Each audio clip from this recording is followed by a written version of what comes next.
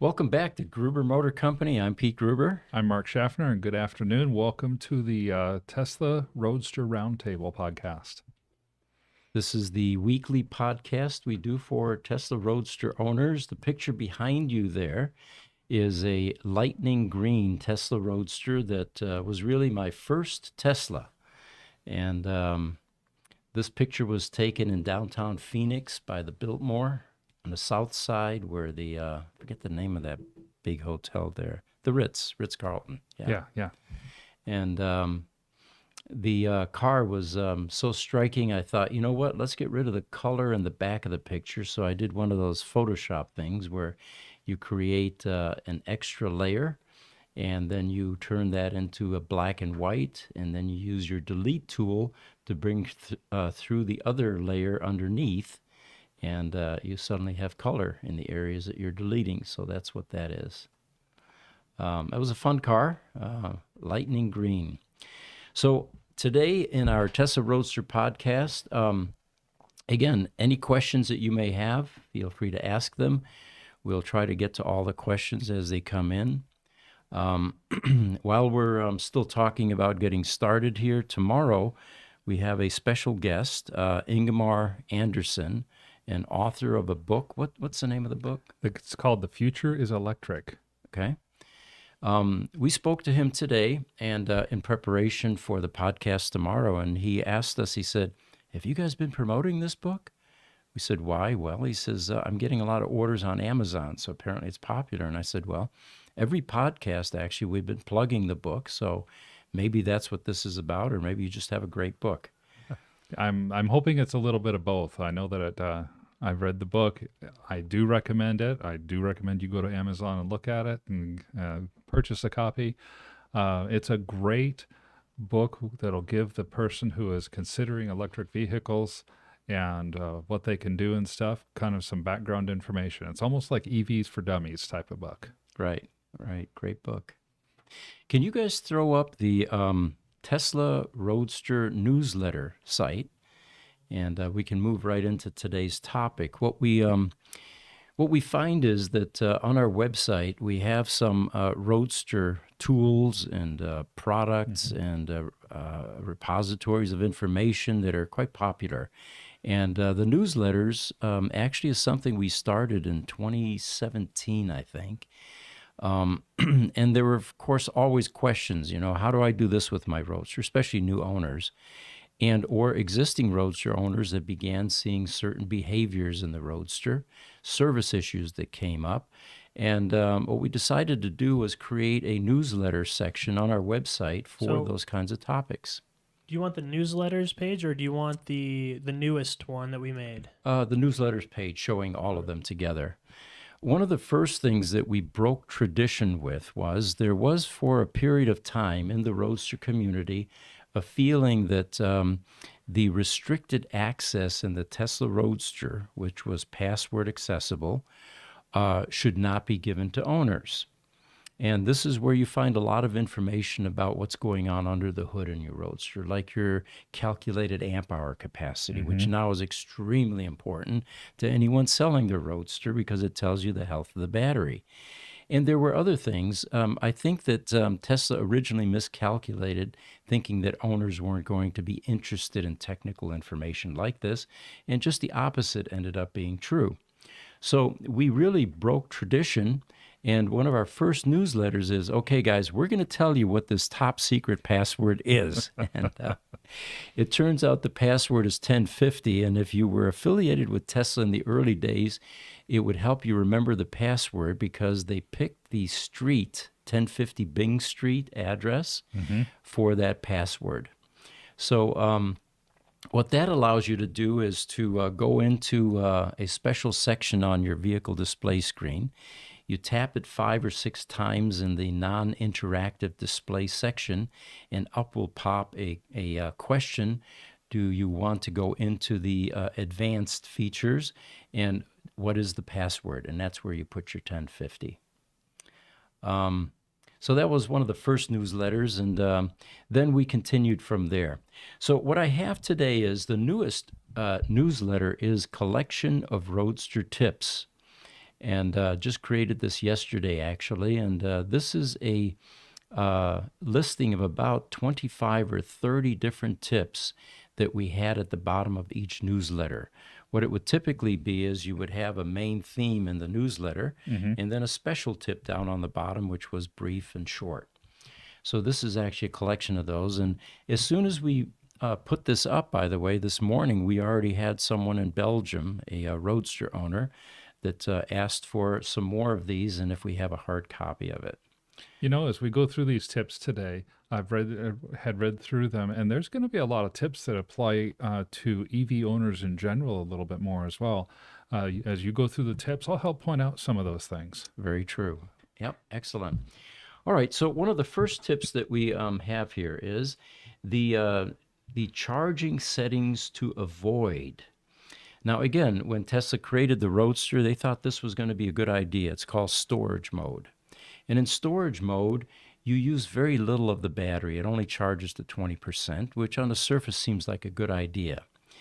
What ended up happening, however, is if you were putting it in storage mode because you were going to be gone for a few weeks or on vacation or whatever, not near the car, it would only charge to about 20%.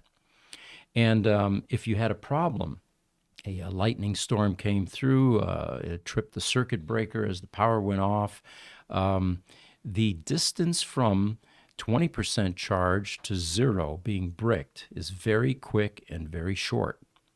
And we have had a number of Roadsters that have come into our service center that were the result of a storage mode bricking. It even happens if you leave it plugged in and you go away for 2 months and your circuit breaker tripped in regular charge mode, because it doesn't take long for that Roadster to brick. So what we have recommended is stay away from storage. Leave the charge cable, the yellow charge cable, which is your 15 amp charge, plugged in at all times.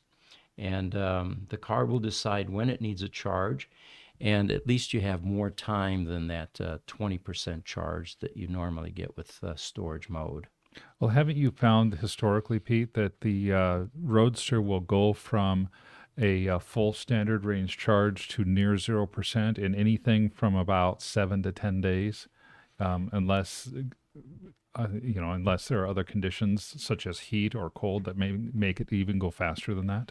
Yeah, that would be a worst case scenario during summer, for example, especially here in Phoenix, because the fan is running a lot of the time trying to cool the battery. And but yeah, you can get anywhere from 7 to 10 days to 2 weeks to even a month or two before you have a problem. Oh, okay. And it depends on the temperature, like you were saying, if the car is not using a lot of power.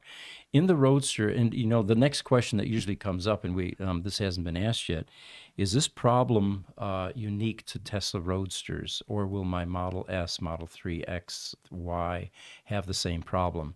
The answer to that is the other later Model S's have this problem solved. It does not. It is not affected.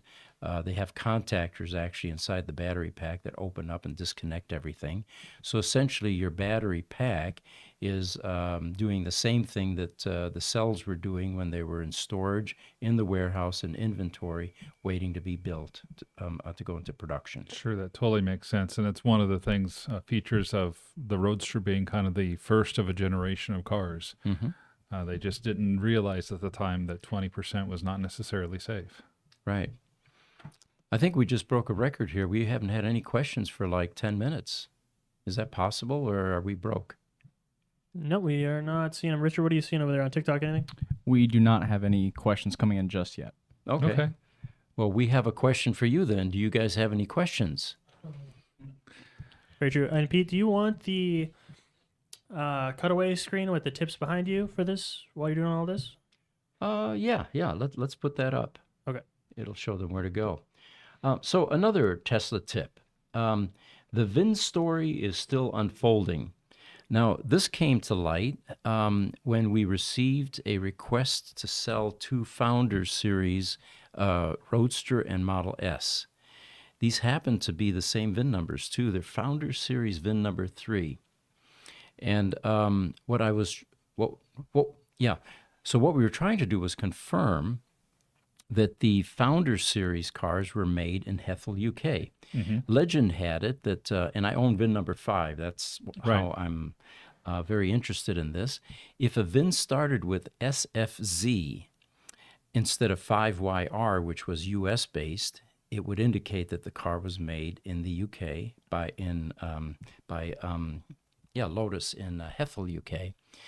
The most recently, though, in checking with Tom Greiner, who is the Roadster historian, it looks like that may not be the case, because in the VIN decoder, in fact, we could throw that up, guys. If you click on the newsletter that I think it's the second to newest, which has the VIN decoder, and hopefully that picture that's in there showing the VIN schedule for Roadsters will be clear enough where you can see the discrepancy that we're finding.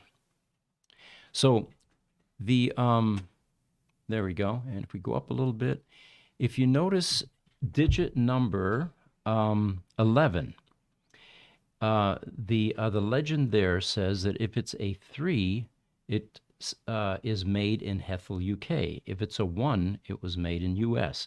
Now, let's define made for a moment. This is going to get a little complicated. Okay.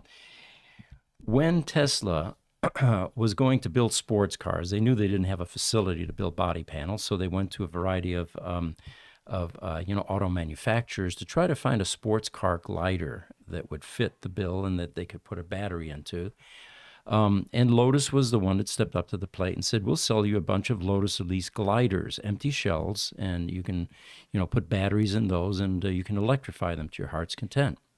Well, the original legend was that the first 11 Tesla Roadsters were actually built 100% in the UK. And it was a logistics nightmare because the battery packs were being built in Thailand by a barbecue manufacturer. Those then had to be shipped to Hethel, UK, put in the car. Then they had to be shipped to the United States for sale. So eventually they scrubbed that program, and the battery packs were eventually made in the US, and the gliders, the empty gliders, were shipped to Tesla. Well, this current understanding is that we're not really sure at this point how many Teslas were 100%, how many Tesla Roadsters were 100% built in Hethel, UK. So anyway, that was the tip in one of the newsletters, is that right now there's a discrepancy as to how many were, and we're still gathering information from owners and Lotus and Tesla employees to shed light on this issue. And again, since this is a collaborative podcast, those of you listening, if any of you can clear up these cobwebs, we would very much appreciate hearing from you. If you have any inside information, work for Tesla, etc., that would be great to know. So the discrepancy here is in that VIN decoder. The first section says SFZ was 100% built in Hethel, UK. However, later on, you have those two other conditions, which is a 3 confirming that, or a 1 was built in US. So if you have an SFZ with a 1 in the 11th digit, we're not really sure where that car was built. So for now, at least, the Founder's VIN number 3 that is for sale, we're not sure what its origin was, whether it was 100% built in Hethel. Because it has an SFZ for the first 3 digits that indicates UK, and it has a number 1 in the 11th digit, which indicates US. Exactly. Oh, yes. Okay. Now we have a couple of follows and a couple of questions that have come in. First, FDO DCPD has followed us on TikTok. Thank you very much. Thank you. And welcome to the podcast. William F. has also shared our TikTok stream, so we appreciate you doing that, and hopefully the friend or family member you've shared with also has picked up and watching us. Brandon on TikTok asks us, is there any word on the new Roadster or the 2.0 Roadster that we've heard recently? We don't have inside track from Tesla for things like this. Generally, what they withhold from the public are the same things that they withhold from us regarding things like this. Where the collaboration between us and Tesla occurs is on the technical side of things regarding Roadster repair. So we're not, we don't have any more information than you guys do. And of course, we're all excited about getting this car out here someday so that we can all enjoy it and drive it. Yes. Brandon also asks us, do you support legislation forcing people to own and drive electric vehicles? Boy, those are a couple of terms that I've never felt comfortable in, co-joined government enforcing. Yeah. So, no, I'm not in favor of any of that. It just seems like the cooperation level with EV adoption is happening all on its own. I don't think anybody has to legislate this. And of course, whenever government gets involved in anything, they pretty much mess it up. So, Absolutely. I totally agree with you on that, Pete. The idea of government forcing people to make a particular choice, it happens too much as it is. exactly. And very honestly, even though the $7,500 credit seems like a wonderful thing, that is an awful lot of government intervention in the EV infrastructure as well. And my political view would be more along the line of let the market decide what gets sold and what doesn't, and kind of stop the government interference. Better question is, why would you want to drive something that's not electric? Good question. That's a Yeah, great yeah. question, Jesse. I was just about to say, I was watching one of the early reveals. I think it was for the Model S, and in preparation for B-roll for this video we're making.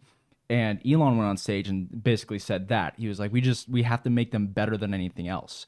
And I think that, to your point, Pete, this rapid adoption is a result of that effort of them, of Tesla just making these cars better than ICE cars. You know? Exactly. We had visitors earlier today, and I was giving them a tour, and they were asking about Gruber Motor Company, and do we use customer testimonials, and how do we go to market? And I said, yes, we have testimonials on our website, but we don't depend on that. For any business to be successful, there's a little slogan over by Victor's office, and it said, "Customers are the reason we exist."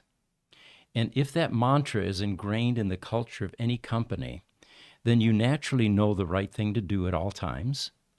And, you're going to be successful in business. So anyway, I wanted to share that. I think that's a great point that you share as well. And so Brandon has followed up with us on TikTok. He says, terrific and knowledgeable answers. Thank you. Earned my follow. Well, and thank you, Brandon. And we're sure glad to have you following us. And then we have a TikTok comment, user, and then there's about 15 digits or so. So I'll just leave it with users. He says, I know you have been asked several times, but why do you wear sunglasses all the time? Well, I guess my answer to that is I don't wear them all the time. My wife wouldn't let me at home. I think she would get tired of that. Yeah, probably would. So, but we are planning on a big reveal at some point with a video that explains this whole sunglass phenomena with Gruber Motor Company and the Gruber podcast and the Gruber videos.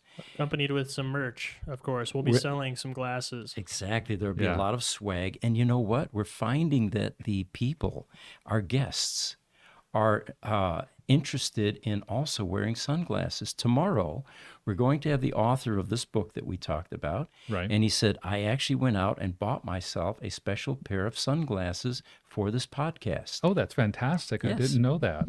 Telling you, Pete, we're going to have to start sending our guests some Gruber branded sunglasses. That too, yes, without a doubt. With that. All right, so we've got another tip here. The Legacy ESS main battery pack advice for the Roadster.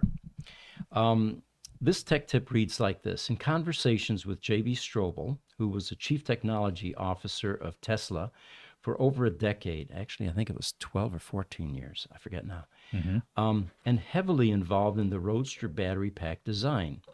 Well, he admitted to us last year that the pack was really designed for a 10-year lifespan or service life. And he said, we're all pleasantly surprised and pleased that Roadsters with original battery packs are still going strong after 15 years. He has two of them, by the way. One is a non-pedigreed Roadster, but one of the Roadsters he owns was really the first Roadster built. It was a test mule, and it was pretty badly beat up. You know how these validation prototypes go through a number of different types of tests? Well, apparently the employees wanted to give JB a present, so they put this thing back together, fixed a lot of things on it, and he has the first Roadster with the first Tesla ESS battery pack in it. And at the time I spoke to him last year, that pack was still running. Wow. Yeah. So, however, the cells in these older battery packs are marginalized by age. No one expected them to last this long. We do not recommend doing any more range charging. What that is in a Tesla Roadster is you go to 100% state of charge, and it's what you would do with your later model Teslas if you're going to take a long trip and you don't want to go to 80% because you don't want to stop as often to charge. You can go to 100% occasionally, and it won't take its toll on the batteries. But with these older marginalized cells, we're not recommending that, and also not depleting the state of charge below 30 miles range. And finally, the charging method. Keep that yellow charge cable plugged into the Roadster at all times. It's the safest, slowest, and most gentle way to charge your battery in that Tesla Roadster.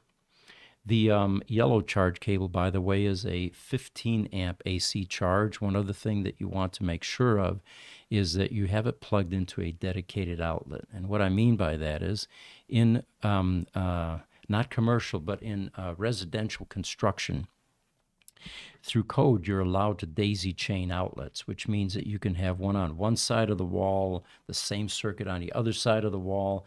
And, things are okay if you have bedroom lamps connected to it or a clock, radio, or something like that. But if you put a toaster on the other side, or in a commercial setting, like a copy machine or a microwave, and, then you're not going to have enough power. So what ends up happening is you're going to trip the circuit breaker, first of all, and if it's marginalized, you're going to heat that GFI plug that's on the end of the yellow cable. So anyway, we recommend a dedicated circuit and keeping that yellow charge cable plugged in at all times. This advice is, like you said, it's general advice for EVs as well.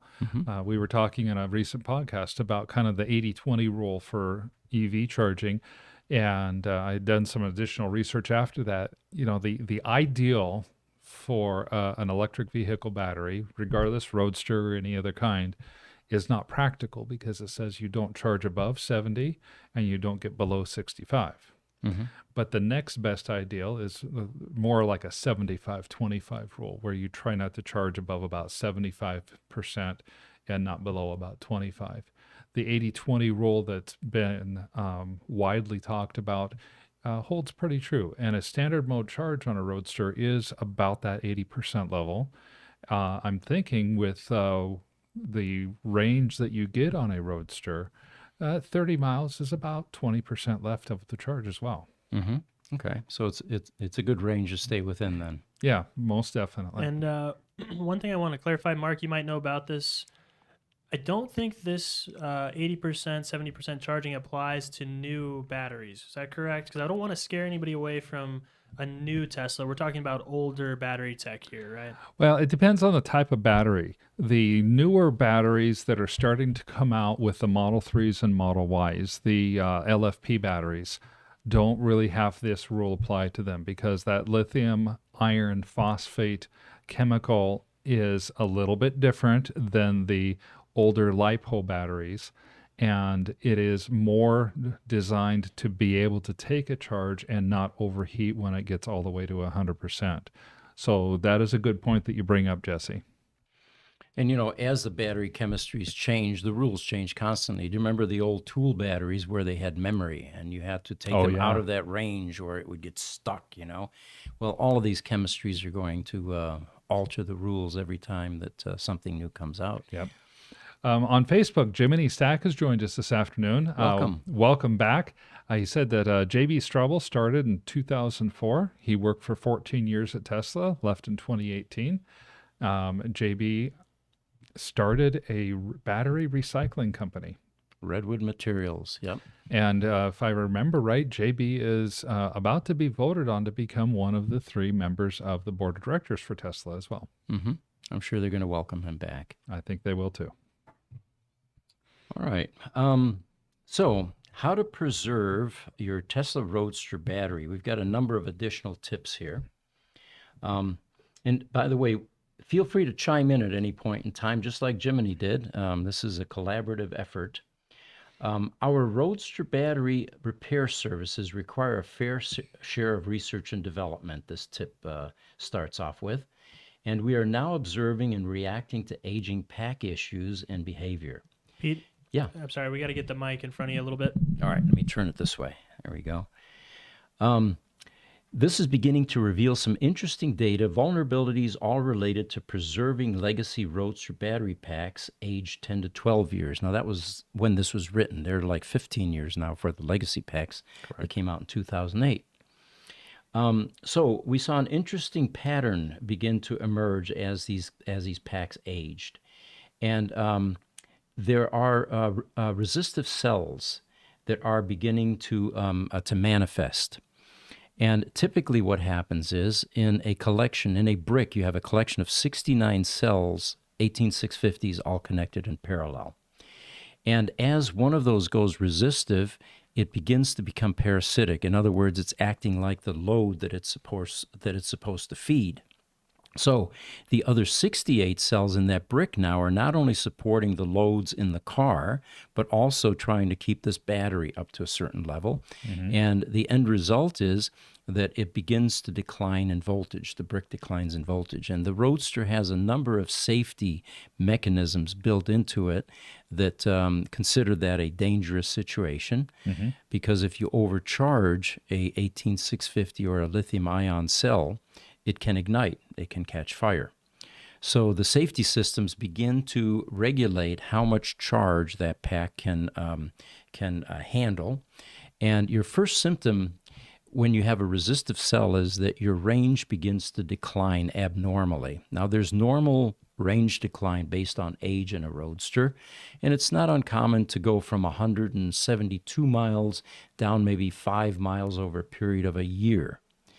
When you get rapid range losses, and we're talking about as many as 5 to 10 per charge, you now have a blazing resistive cell that is becoming worse. Now, the dangerous part here is if you let this run its course, it's going to take that brick down below 2 volts. And one of the weaknesses of 18650 cells is if they spend too much time below 2 volts, it causes a chemical destructive process. And now your 68 other good cells in that brick are going to be compromised and eventually fail.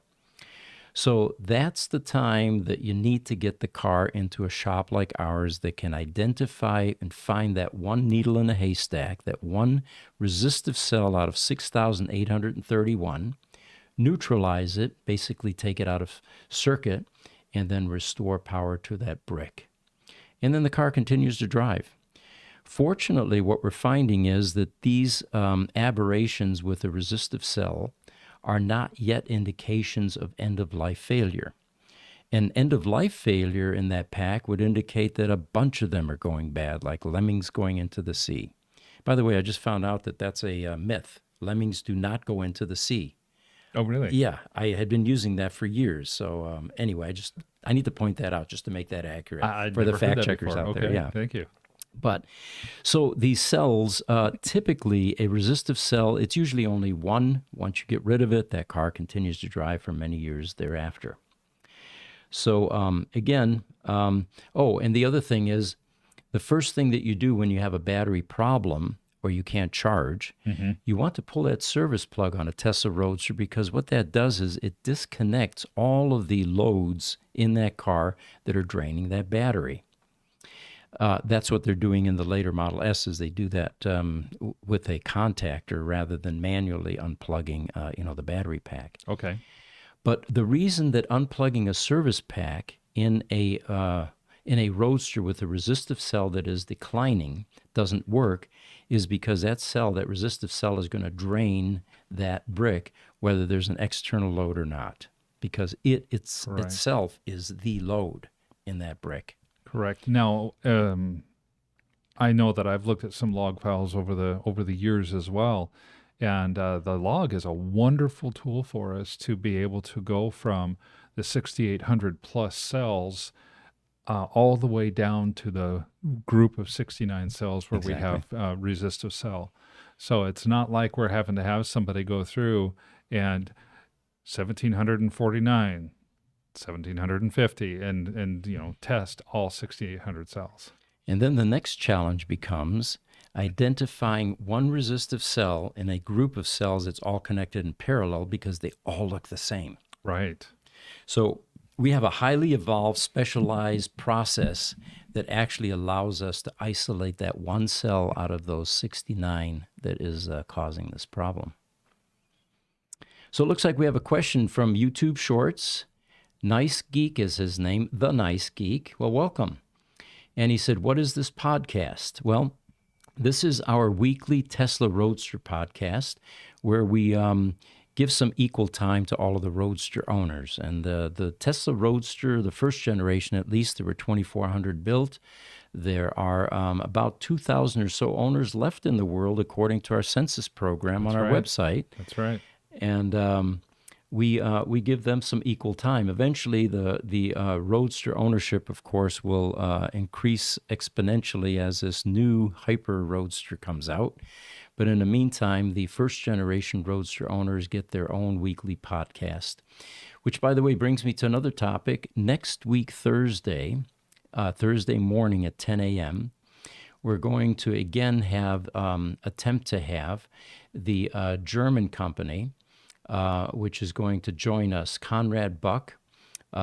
His company is called Mars Orbiter, and he repairs Teslas in Germany. So we're going to give him some equal time. We talked about him actually doing a FaceTime and showing us his service center in Germany. But he'll be joining us at 10 o'clock. We tried to have him on last Wednesday, and 4 o'clock our time is like 2 a.m. their time. And he was falling asleep at his desk, so we scrubbed that podcast. Yeah, that would have been a difficult one, especially because if I remember right, he had a 6 a.m. flight to catch that next morning as well. Exactly, yep. On TikTok, Rowan has asked a question of us. He says, do you think vintage electric cars will be a niche market one day like vintage cars, gasoline cars are right now? Very much so. My opinion on this is, and having gone through it myself, as you age, you're going to want to relive periods of your life. And for me, it was my high school years, and that's why I liked 60s muscle cars. Okay. I remember the guys that used to beat my 63 Ford Comet with a 144 cubic inch engine in it.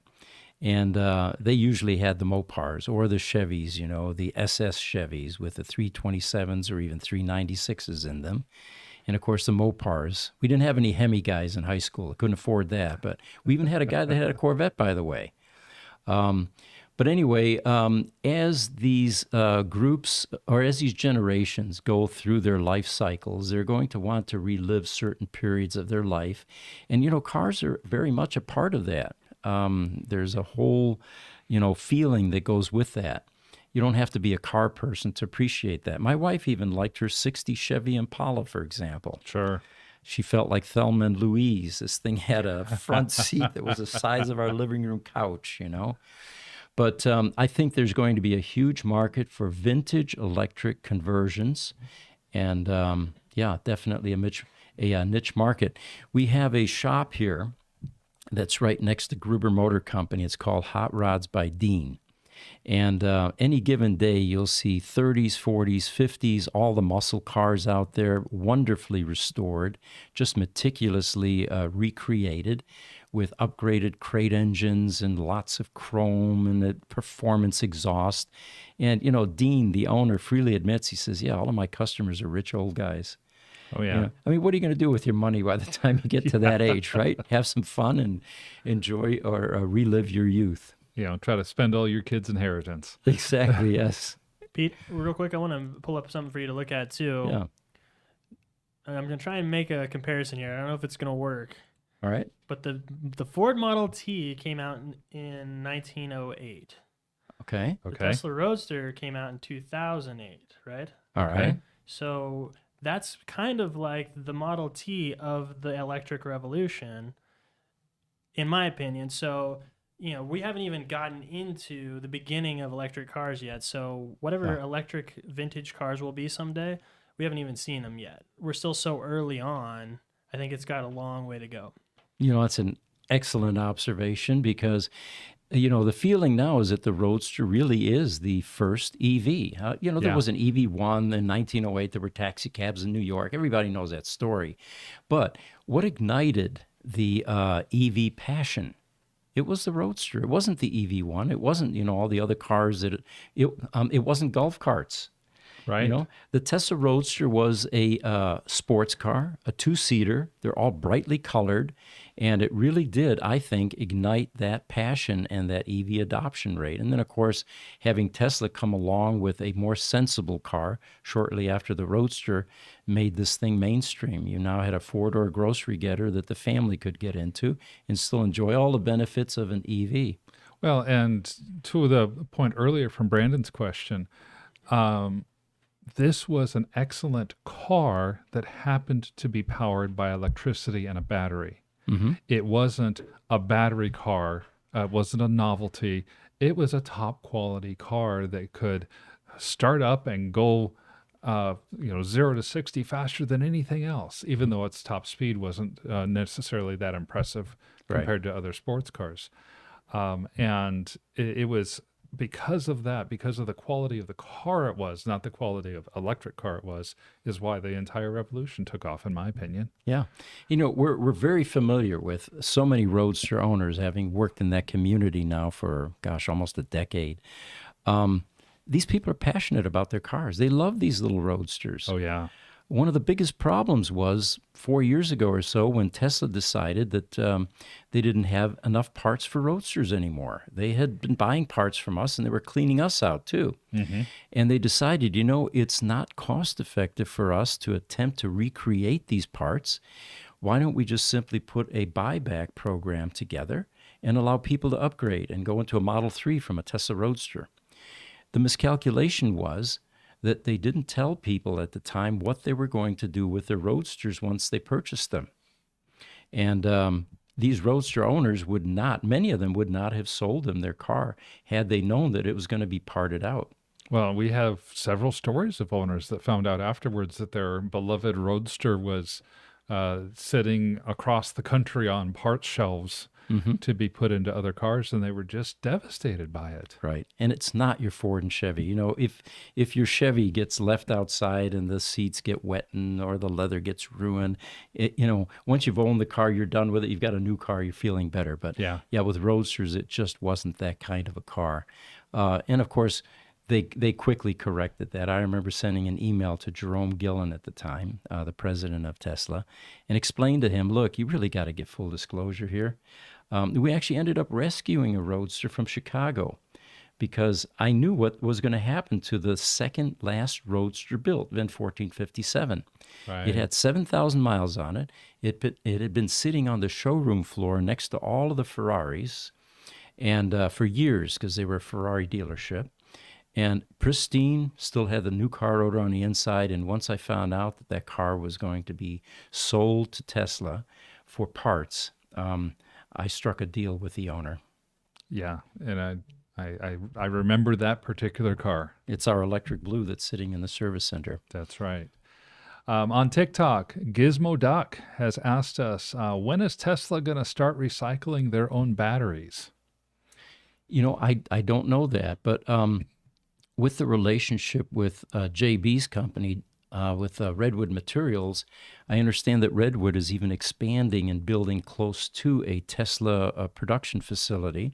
So it may not be necessary for Tesla to go into that business, since the relationship with Redwood would be there. And excellent supply chain logistics when you think about it. Right now, Yeah. lithium is mined in South America. It's got to get shipped all the way to the U.S. to be processed or to China to be processed.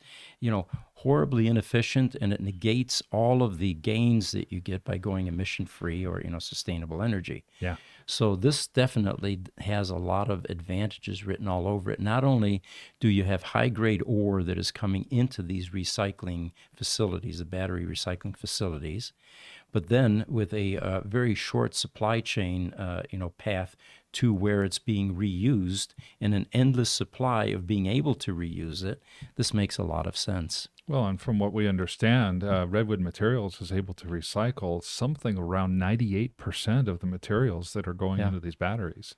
Hey, So it's guys. incredibly efficient. Yes. They're actually doing this in the Nevada plant right now. Are they? Tesla is. Yeah, they're in 20. I'm trying to get the 2022 numbers, and I can't find it for you guys. But according to 2021, let's see here. They were Tesla reported that it achieved 92% battery cell material recovery in its new recycling process. And it recycled 1,300 tons of nickel, 400 tons of copper, and 80 tons of cobalt in 2020. Amazing. Okay. Well, thank you, Aaron. Thank you, Aaron. It's also worth noting when we discussed with Sandy, he said that he had information stating that the recycle rate and the necessity for recycling was extremely low. Mm-hmm. Right, he had touched on that for a little bit and said that at the pack level, I believe he said it was virtually non-existent. Interesting. Yeah. And yet Jiminy Stack has chimed in on Facebook again where he says, Tesla is recycling their batteries now in 2023. So that reiterates what Aaron had just said. And they're saying that it's 98% reusable material, which is the number that I had heard. Yes. So on YouTube, Lightning Rod commented on our The vintage cars. Yeah. vintage cars, old man spending their money. He says, "Spend it now." Hello from Thunder Bay, Canada, everyone, and it was foundational Roadster. Well, hello, Lightning Rod. Welcome back. And I do remember now, Thunder Bay is near Minnesota. Right. You know what we've also had with some of the Roadster owners that chime in? Tell us your VIN. Everybody remembers at least with the Roadsters, they remember their VIN. You wouldn't do that with your Dodge Ram or whatever, Right. or your Chevy truck. But yeah, Roadsters, there were so few of them built, people proudly remember their 4-digit VIN numbers. That's right, they sure do. Van Goat on YouTube has joined us. And hello, Van Goat. Welcome back. He says hello from Mooresville, North Carolina. Mooresville. Okay, excellent. All right, so we talked about some of the batteries. Now here's a good one. This is a Roadster tip again. Do not use an impact wrench on your Roadster keyed lock nuts. The amount of force that is required to loosen or tighten these lug nuts is not extensive. It is sufficient to cause locking wheel nut and keys fasteners to break. And what typically happens is, by the way, these are not AutoZone type off-the-shelf replacements that you can go down and get.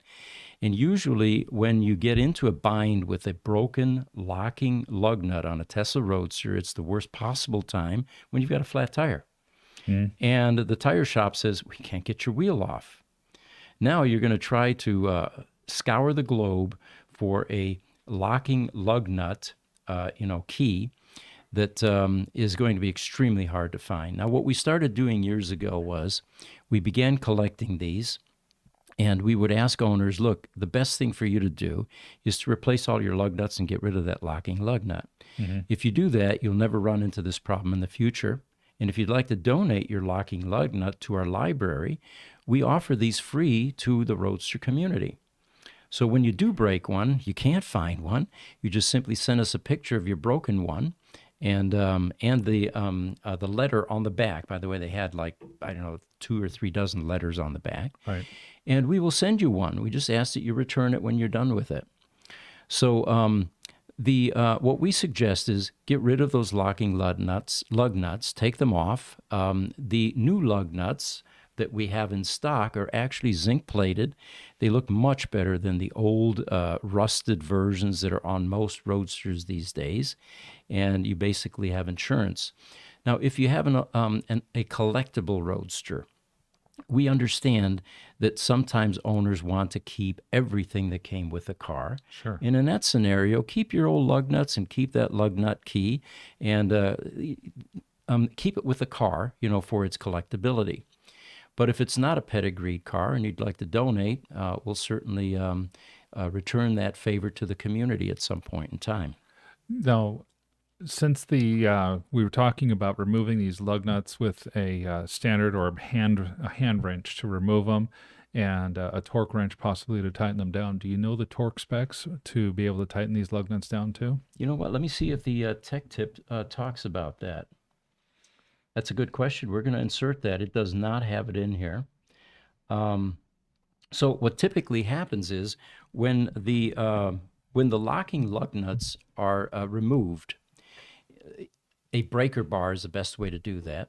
When they're put back on, a torque wrench, not an impact wrench, you can't really control the amount of impact on some wrenches because varying air pressures change the amount of power that's put down, and various brands are also more powerful than others.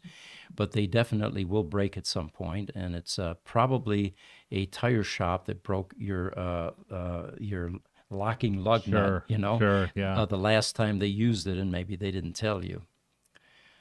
All right, we've got a question from YouTube. Van Goat, welcome back again. This may be a dumb question, but does it hurt the battery if you keep plugging it in all the time, even if it isn't drained significantly?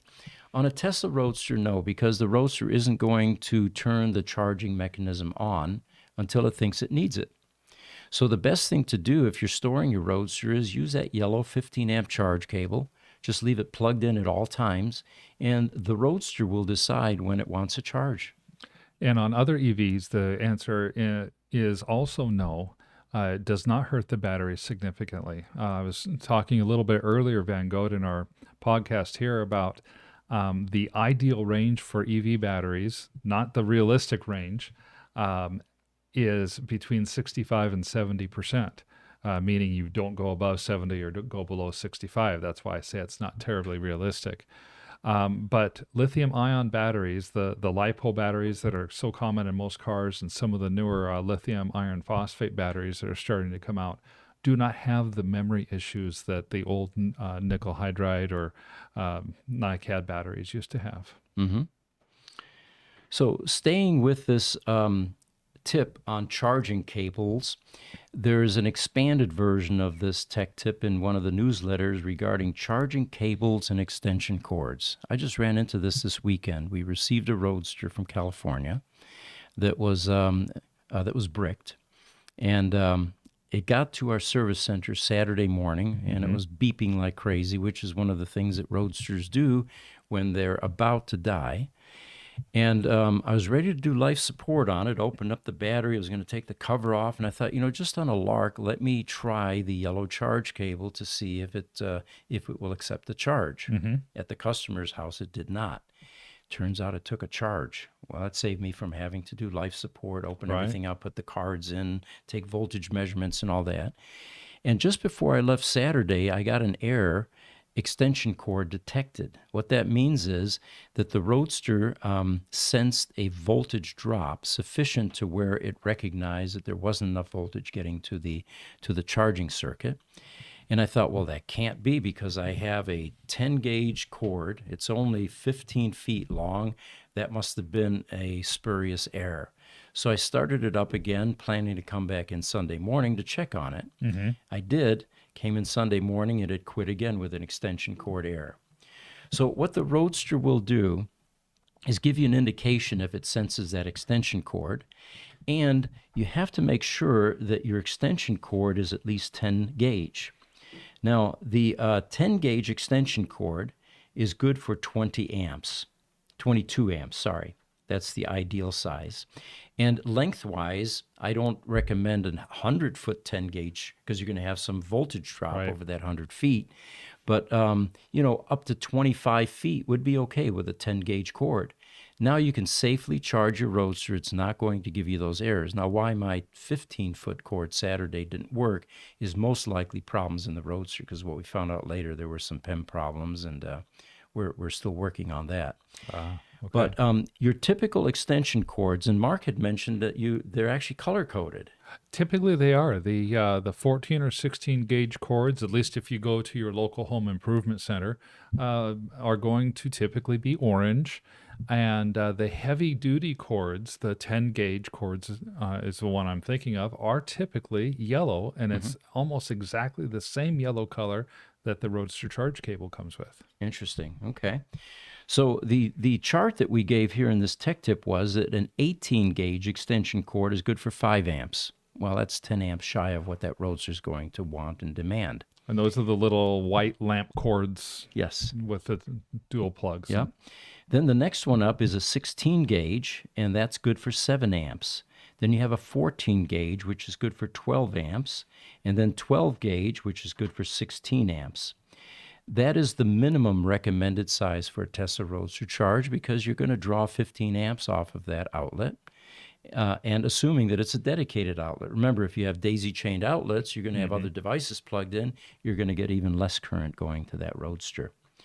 So extension cords, although not recommended, if you're going to use them because you simply can't get close enough to an outlet with your Roadster, make sure that it is a 10 gauge or a yellow extension cord, and that it's not any more than 25 feet.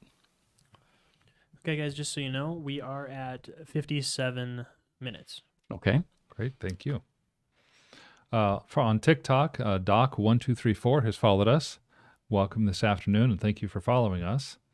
And then Richard McFarlane 589 asked us a question: is there a noticeable weight difference between a flat battery versus a full battery? Where's the edge at these days anyways? Well, the battery weight doesn't change dependent on charge. Yeah, so I mean, the same weight is there. It still has Right. all of the same components. So, yeah, that's not applicable to an EV. Yeah, a full battery is it's where the potential energy is being stored inside the battery itself, and it's simply the movement of ions from the and I don't remember the direction, if it's the anode to the cathode or vice versa. But as a battery discharges, the ions flow from one side to the other of that battery and then out and service and produce the electricity. Electrons. Yeah.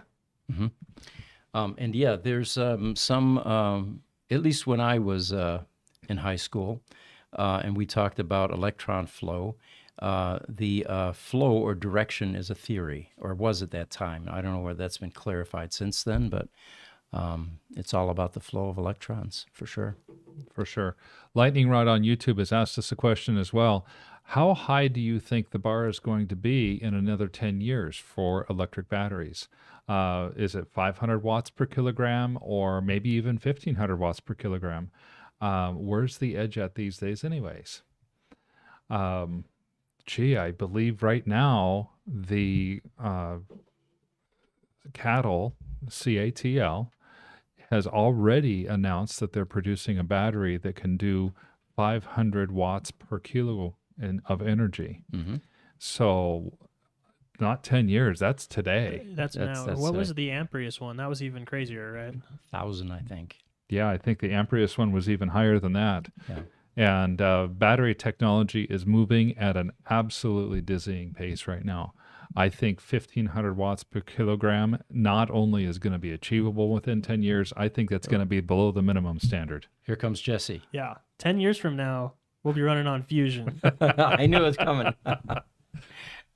Yeah, well, the whole notion of carrying 1,200 pounds in your transportation vehicle is really absurd when you think about it. Once we get to the point where we have renewable energy in the vehicle, carrying all that weight will be unnecessary, or storing it for that matter. By all means. And yes, fusion is the future. Yes, it sure is. We can do another tip. We can wrap up. We're at 1 hour. All right. I think we can wrap at this point. We invite you all to join us tomorrow morning. We'll have the author, Ingemar Anderson, to talk about his book. Next week, if you're into the Roadster scene, it will be Thursday morning, not Wednesday at 4 p.m. like we're doing right now.